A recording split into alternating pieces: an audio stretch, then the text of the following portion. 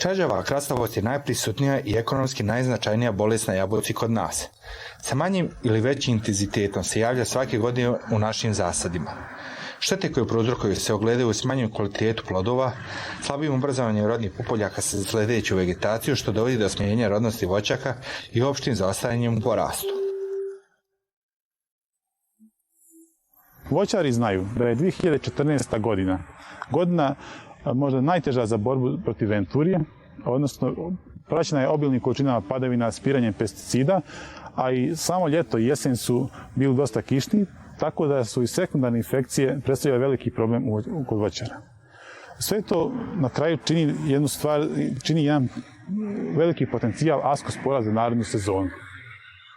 Znači, kao što znamo, venturija prezimljava u opalom lišću, u peritecijama, u kojima se u proljeće formiraju askospore u askusima.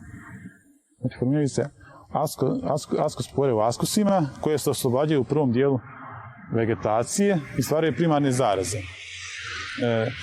Postoji nekoliko načina suzbijanja smanjenja potencijala inokuluma. Znači, postoji mehanički, kada pogledamo sve opalo lišće ispod sadnica i onda ga mehanički uništimo staroprima.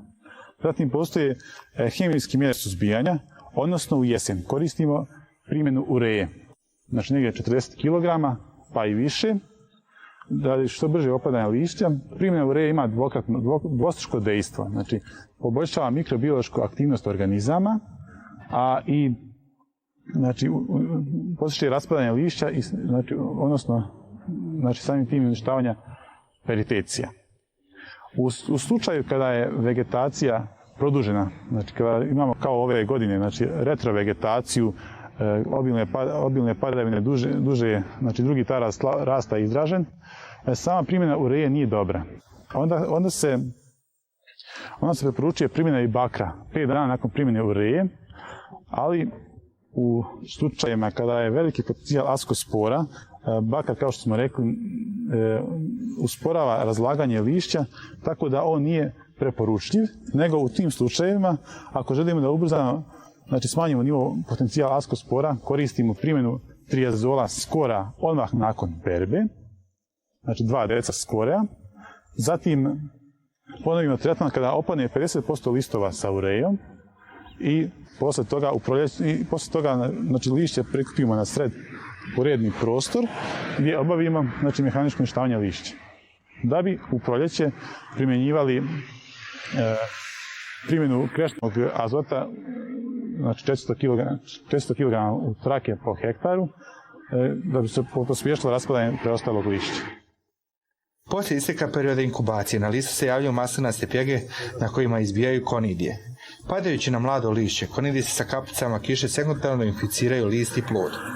Simptomi sekundarne infekcije su karakteristični po tome što se na listu i plodoma javljaju površinske sitne čađaste pjege, naročito na naličju lista.